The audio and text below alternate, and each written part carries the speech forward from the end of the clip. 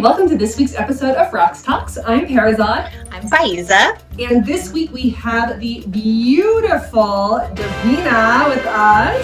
Yay! Before we get to her, just a quick bit of business.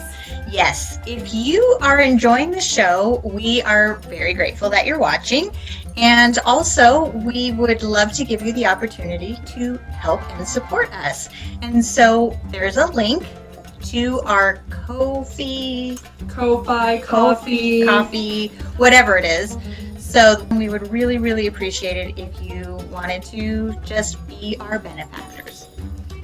But without further ado, we're going to talk to our friend Davina. Yay! Hi! Hi! So thank you so much for being on our show. Thank you for inviting me. And I love that you've set everything up with all of the suit, which, I mean... So gorgeous. This is like the most beautiful set that we've had on the show thus far, including our own. These three ladies here are blocking a multitude of sins. This is how I get away with having a working sewing studio and then sometimes having to do videos. I could get a screen or I could do this. This is much better. Yes, we approve. We approve of this mightily. So, but speaking of your background, why don't you tell us a little bit about how you came to love a suit so much? Oh my goodness. Okay, way back before the turn of the century, when I was an itty bitty baby dancer back in the 80s, I went to a Samita show with MECDAN, Middle Eastern Culture and Dance Association show in Los Angeles. At that time, I was living in San Diego. It was a big drive. It was a big trip. I went with my dance mommy, Serena, and we had a car full of giggling belly dancers. We went to a show, and there I was sitting in a chair. Out came the amazing Aisha Ali. She was dripping in a suit, and I went like this. I went...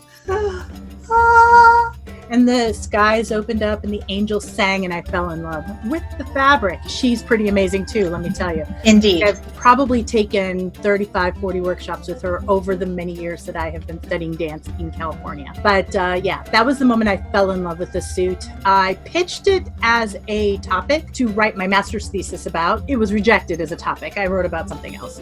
And it sat in my research pile and I would work on it here and there over the many years. And I got to a point where I was like, I think other people want to know about this. As much as I have done this research, if I hadn't written the book, it would have just died with me. So that book is The Cloth of Egypt, all about a suit. And it is a book about the history, legend, lore, use, construction, all the facts about a suit you could possibly imagine.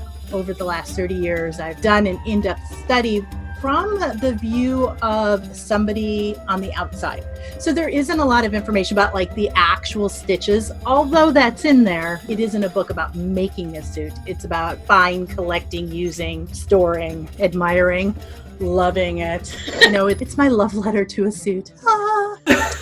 So a suit does seem to be something that belly dancers really like to collect because it's so beautiful and it has a very distinct Egyptian kind of, like, there aren't a lot of things that you go, oh, that's Egyptian. A suit has that connection to Egypt unequivocally. So it originated in Turkey. Just point of fact. The stitch is called tel kerma or tel sarma. It went to Egypt with the Ottoman Empire. So it developed at the beginning of the Industrial Revolution. So it was an embroidery stitch that was performed in Turkey and then exported out to all the places that Turkey ruled. At that point in time, Turkey ruled Egypt. And so it became the luxury fabric of 1840, 1850. So we're talking about 200 years ago. What happened was it was when the Brits, hey you Brits, when they took over Egypt in the 1860s, 1870s, they basically occupied Egypt for about 40 to 60 years, depending upon whose timeline you're going by. But the whole world, the whole industry of tourism started. Brits could go to Egypt very affordably. So Thomas Cook, the very first travel agent, was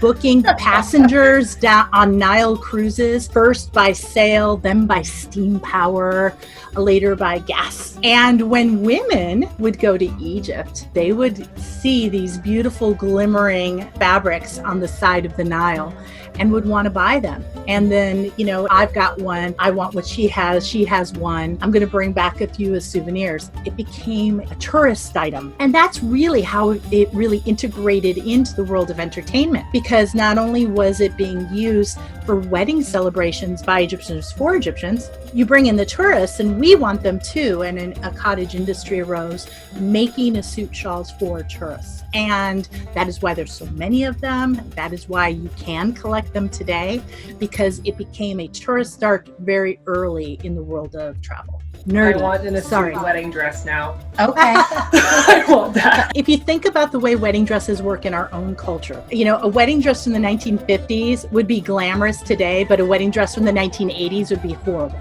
right? We go through these phases where things are mine was 91, but it was still very. It's still very. Did it have that? Did it have the poof of the 80s about it? Poof.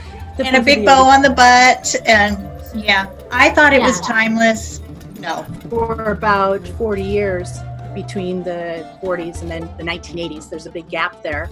A suit was still being made, but it was made exclusively as a tourist item, or for the people in Upper Egypt who were clinging on to the history of the suit. In the 1990s, Egyptians put in a proposal to UNESCO to get funding to preserve a suit, money to help teach young ladies, because it's a ladies' household craft. It's embroidery, right? And so they got the funds. And in fact, they got their UNESCO funds from Italy, as a matter of fact. And they were able to resuscitate and revive the suit industry. And with the aid of belly dancers worldwide who want the stuff still, was a ready-made market. And so they have this nostalgia component, because it's now far enough away that actual Egyptians themselves are craving that connection to their past. So they want it for their now modern wedding dresses, formal wear. Egyptian designers are using it in their, ready to wear and formal dress designs. And of course, belly dancers worldwide are, getting a dress or buying a shawl and making a wonderful costume out of it. Davina, if you don't mind, since you mentioned that you fell in love with the suit when you saw it at your first belly dance, let's back up even a little bit further and can you tell us a little more about how you got started in belly dance? Yeah. Oh, well, it was a coincidence. I was a ballet tap jazz kid who made costumes for my studio as trade for my tuition. When I was 16, I broke my ankle. 2 surgeries later, you're never going to dance. Like, I was never going to dance again. I was never going to be on toe. I was never going to tap. But I had invested all this time and energy in making these costumes. But the studio couldn't give us like a financial value. They couldn't pay us for the work we had done. And I could no longer take those classes. So we reached this weird impasse. So I was 17 and my mom was on the warpath. And we went and talked to the studio owner, who was like, well, if she can't be on toe and she can't be taking tap because of the pressure and compression, maybe she should take hula, maybe belly dance.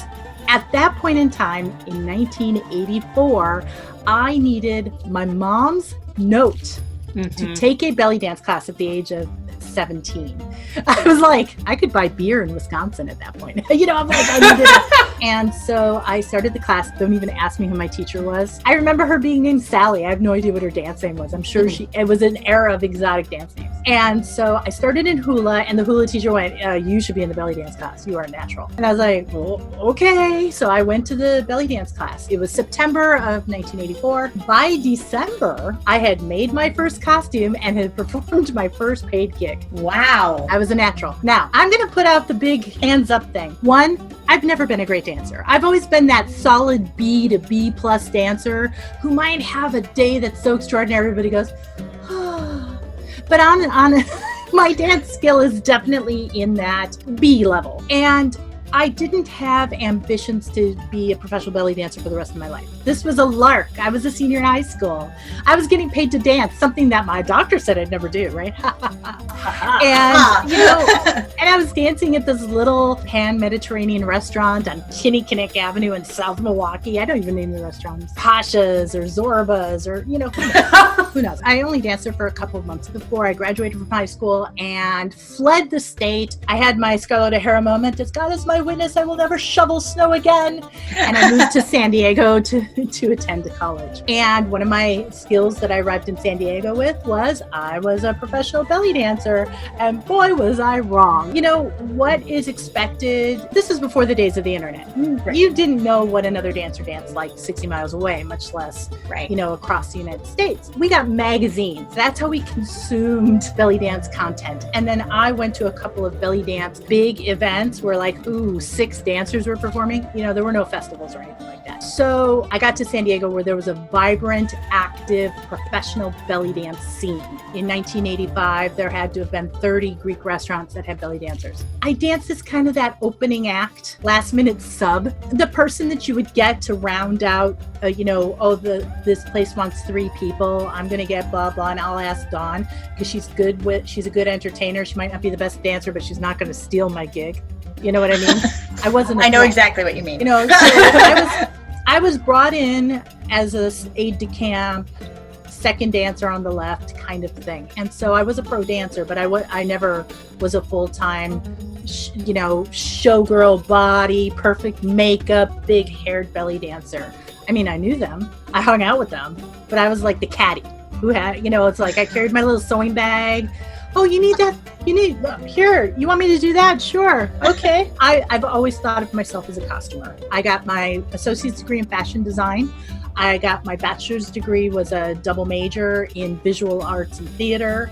And then I went and did my master's degree. Again, started a double major, didn't finish it, but I completed my coursework in art history and did a year in design at UC Davis. So my trade is costuming.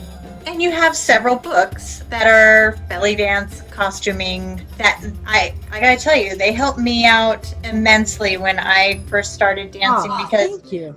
When I started, it was last century, and the only place, like, the internet was just starting, and Buzz, that was like where everybody went to argue about whether or not you should swing a cane with the deb key, whatever people argue about. So, the eternal arguments. Oh my God. I was on Buzz. Before that was the Med Dance List. Morocco of New York, Auntie Rocky was on it. Yes, I was on it. yes. I want to say Jennifer, who set up Buzz. It was an offshoot or the armature or the internet presence of Habibi magazine. So when she took over Habibi magazine from Shireen Al-Safi, she set up Buzz to be the online component. And I remember at the time, I was like, these old biddies, they're so annoying and blah, blah, blah. And I was so annoyed.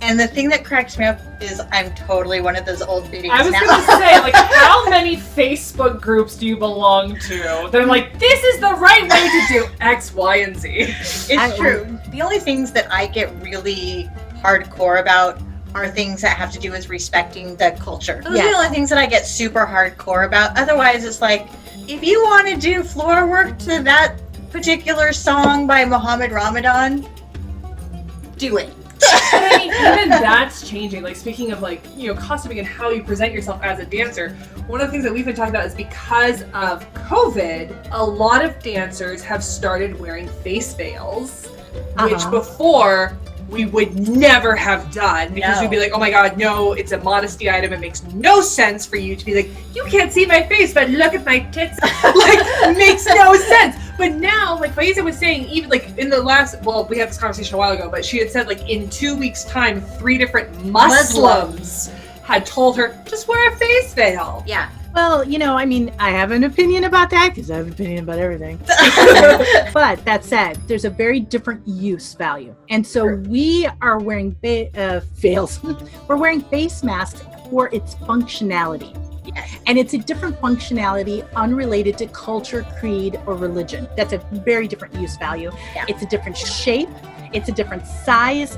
You can embellish it all you want, but it's not going to be a piece of fabric gathered here and hanging down with, some embroidery here that you can peek up and go, when you're dancing. The thing to remember, and this is the thing that I always like, when I'm talking to students and in classes, that you have to take a step back and go, the Middle East is not one big hegemony of Islam. There are Christians there, there are Zoroastrians there are Baha'i people there are many, many Jewish people there. It is a multi-religion area. Yes, Islam is probably the biggest in most of those countries, but it isn't the only way. Face veils for women originally started off to keep sand off your skin, and to keep the sun off your skin.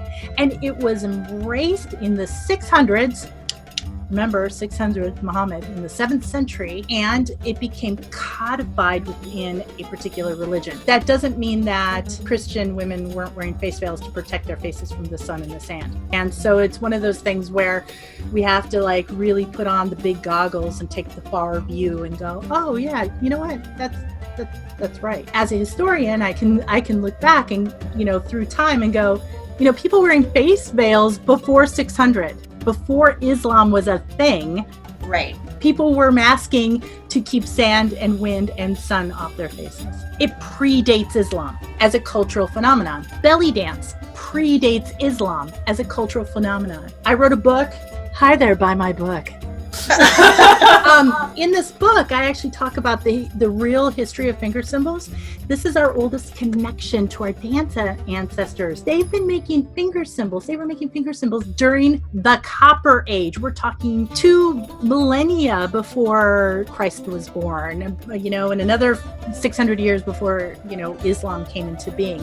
It predates that, and it's been used within the world of dance and culture since then throughout the Middle East. It is not related to a religion at all. But anyway, so yeah, moving forward through this era of social distancing, our dance art is going to evolve, just like wearing a mask, and our thoughts and feelings about wearing a mask has evolved. And somebody who is going to go and perform, let's say you got a gig and you're going to be doing a backyard dance to a birthday party with 6 people, and this is totally legal and fine, but you've got to wear a mask. You're going to want a mask that matches your costume. Right. So now we're definitely entering in that sort of, okay, now I have to make a mask that is functional and is costumey, that has all the glamour of belly dance. It's not going to look like a bandana or, Right. But, when you're showing up to do a paid performance, you're going to want something that has the same level of glamour as your face and your eyelashes. I have been lusting after all of the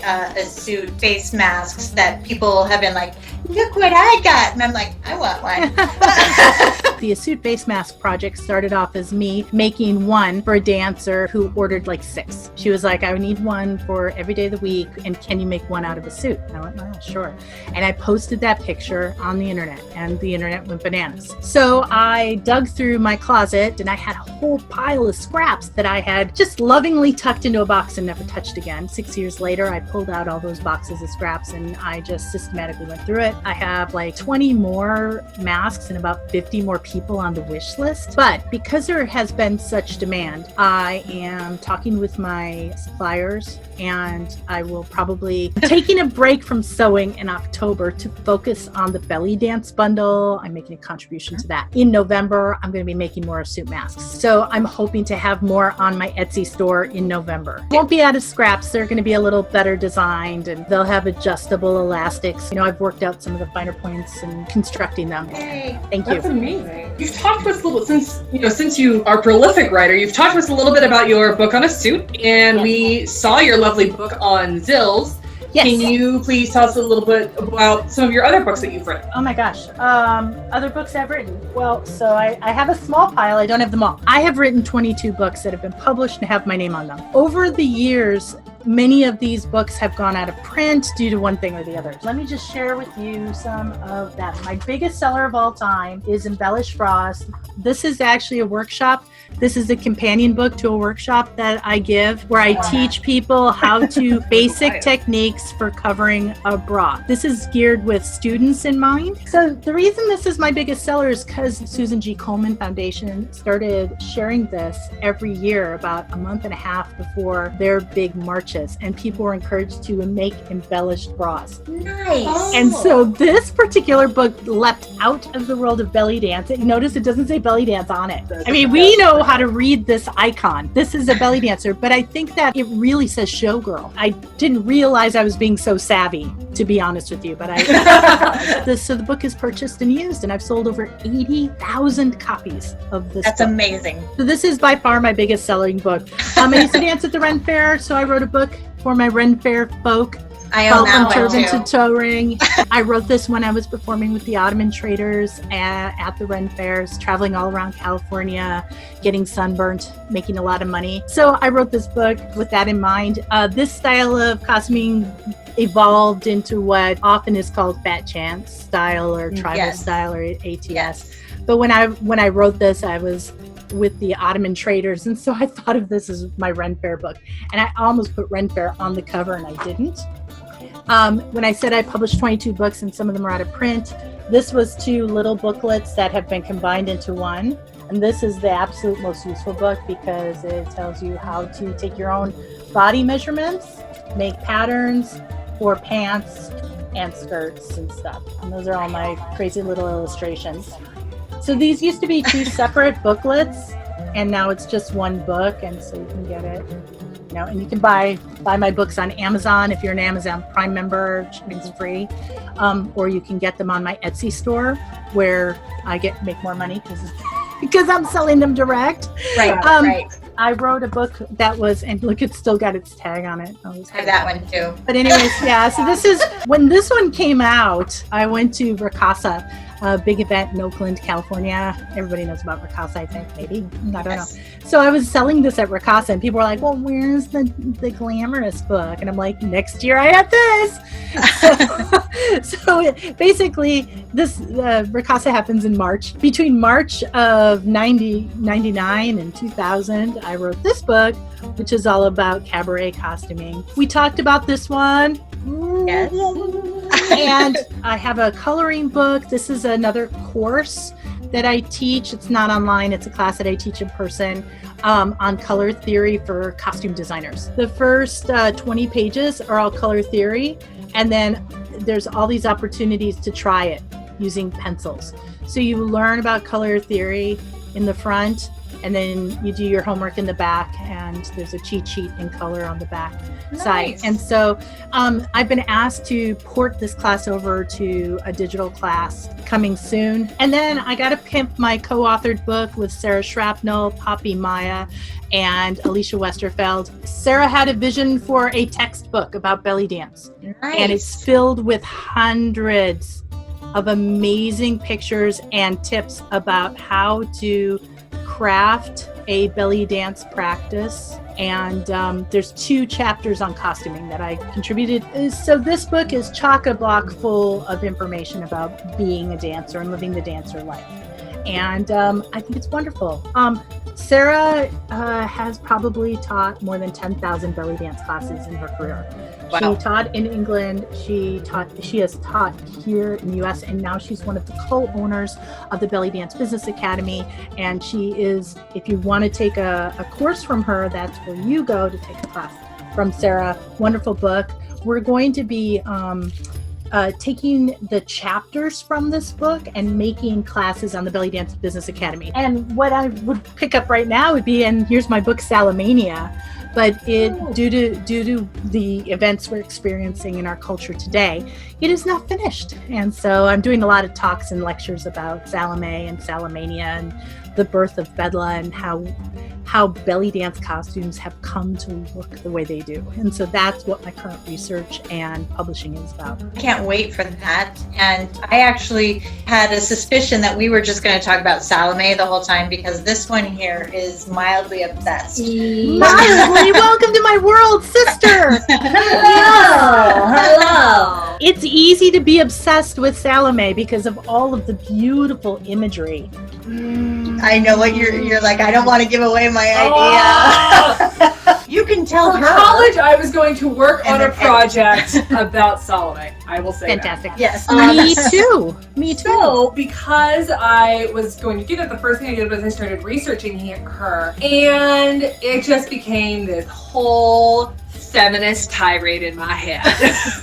Because of the fact, like, most white American Christians, our reference to Salome is from the Bible in reference to the story of John the Baptist. What they don't realize, because it's one of those things where it's like this piece of information over here, this piece of information over here, came together, and you don't realize they're actually separate pieces of information. In the Bible, her name is not mentioned. Right. Her name is mentioned in a Jewish history. Mm-hmm. And so we know her name from Jewish history. She was also the wife of the king of Lesser Armenia. And so there is a coin with her picture on it. And that was kind of where my project was going, was because it also, like, you know so well, I know the history of the Herods, and how she's related to, like, an entire generation of Herods is like father, stepfather / uncle, and then uncle / husband. Like, how this was her whole life. And, like, the only thing anybody cares about is the one party that got a little out of hand. That particular party could be an apocryphal tale. We have no secondary documentation that actually happened. If you can't document it from 2 or 3 angles, did it actually happen? There's a sense that the Romans issued the edict to kill St. John the Baptist, but the writers of the Bible, the New Testament, really wanted to change that up, and it got rewritten. So if you make Herod and Herod's family the people who ordered the murder of John the Baptist rather than the Roman legions, that changes the impact. You know, I just question whether it happened. So for me, it's just a story. If that had happened, there would be more documentation, because that was a huge party. That was a feast. There were people there. Why aren't there any other written records? Why aren't there any other descriptions? So then from that standpoint, what does your research on Salome focus on? So Salamania is about the moment that was dubbed Salamania in 1908. So Salamania is a word that was coined by somebody in the press, don't know who, and this was this moment in 1908 when Salome dancers sprung up worldwide, as if like flowers in the desert. There were suddenly hundreds, if not thousands, of Salome dancers performing. And so my research has been on the cultural process of going from, in 1850, Salome was a horrible creature, misguided. She was not, however, a femme fatale in 1850. In 1850, she was viewed as a victim of her mother, Herodias. So in 1850, it was, oh, poor me, oh, poor me. So if you look at art and the way Salome is depicted, so first off, she isn't depicted in Western art until about 1000. Between, the time of the striking of the coin in Armenia in about 65 to about 1000, she isn't a major important figure.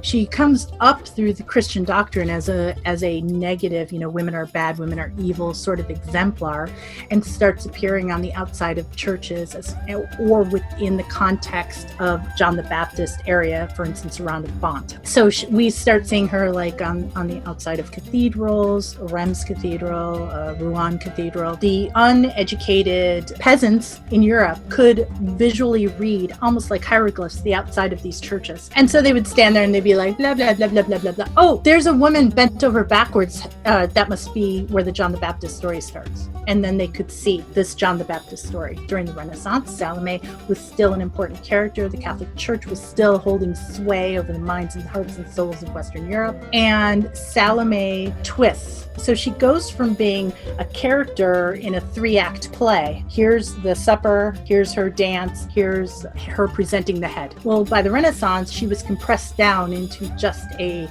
single figure holding a tray with John the Baptist's head. So the viewer has more knowledge, probably reads by now, has the ability to do some more deep interpretation of their biblical scholarship. So they would go into a church and maybe they had a bad daughter or something, and they would go and pray to the picture of Salome. Or maybe they just wanted to chop someone's head off. I'm not sure. I wasn't. So anyways, so then in the 19th century, so we're coming from the Renaissance up through the 19th century, we see all of these Salomes with the charger on the head, Salomes with the charger on the head. I could show you 100 pictures. In 1850, things start changing in France. So in France, we have this development of this weirdly artistic middle upper class that were very indulgent and drug addicted and decadent and all the words you want to use. And you have this adoption of the figure first of Herodias. So Herodias was featured in Mallarmé's symbolist poem. in 1864, which then inspired Flaubert's novella, also on Herodias. Then Oscar Wilde sees Oscar Wilde, who is, like in Paris, right? In England, and, moving through this decadent, bohemian, artistic world. He sees the great Bernhardt on stage in the role of Cleopatra from Antony and Cleopatra by, who's that guy? Oh yeah, Shakespeare. Yeah, so he sees her, he's inspired by her, and he takes this poem, and he takes this book, this novella, and he crafts his own story where he ships Salome into the role of bad guy. She becomes the bad actor. Not Herodias, but Herodias and Salome working together as a pair of bad actors. So he writes this play, and it gets banned because you're not allowed, at that time in the 1890s, you are not allowed to depict plays with biblical characters. Really? Huh. Yes. So Oscar Wilde's play didn't open in England until after the turn of the century. It was written in French. It was performed in France way before it was performed in England. It was performed in Germany. When it was performed in Germany in 1903, the actress who performed her was so beautiful.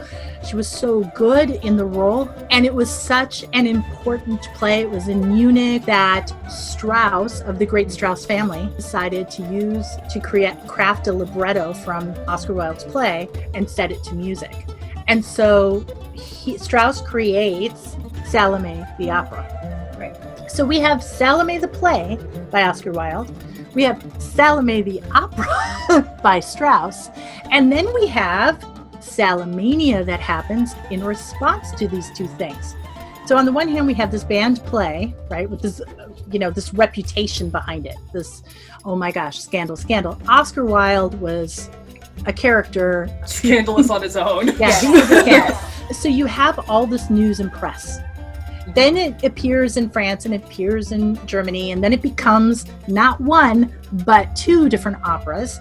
Then you have all of these dancers who are kind of like, everybody wants to see Salome, but it's been banned. So all these women in the world of burlesque and vaudeville and musical theater, all in these large capitals. So in Paris, in England, in Germany, here in the United States, in Tokyo, in Sydney, Australia, Salome dancers suddenly appeared with their 10-minute Salome dance that happened in the flow of a variety theater. So you might see a tap dancer and a juggler. Then you might see your Salome dance. She would appear as a blip in the course of the day. But because it was so scandalous, it brought people rolling into the theaters by droves. So Salomania happens. And the most famous Salome of all is Maud Allan. The talk I'm giving for the bundle is specifically about Maud Allan and her impact, not only on the world of dance then, but on our world of dance now. Because Salome and the Salome dancers, what they did was it created an iconic costume that is the basis and the root of our bedlicet. And so all of these folks who are like, well,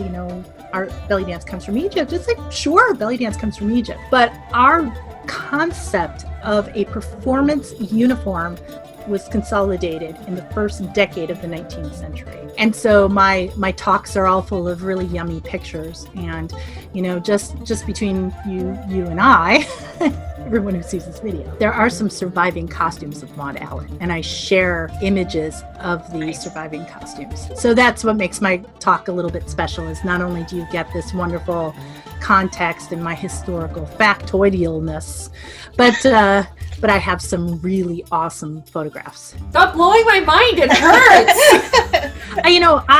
I am a driven in the fiber of my being to do research. And I go from research project to research project. And when I am done with the research, I then publish. But because of all of this stuff happening, there are a few more little steps I need to take before I can publish that require me to travel to other places. So I'm a little bit behind the gun. That's why my book hasn't been published yet. But I'm happy to do talks and lectures about it until then, because I love sharing my research. So anyways, so thanks for letting me get all super nerdy with you guys. No, that was fantastic. I'm looking forward to the book. I was already thinking about doing the belly dance bundle, and this just like We'll be doing it. So there we go. So the thing to do is to follow my link. The bundle is one of those things where, you know, it's an event that happens in October. So it goes on sale like on the 21st through the 28th. It's a limited time. You pay one price. It's like buying a festival package to have in your living room. For me, what the bundle does is it gives me the ability to fantasize that I've just gone to Las Vegas or I've gone to Miami.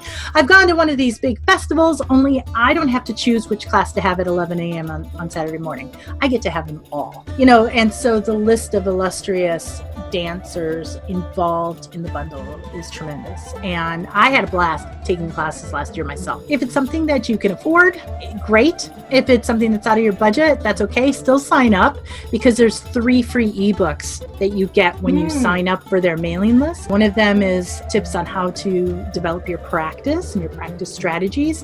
One ebook that we contributed to this year is about tips for taking classes online, how to become a more effective consumer of digital information.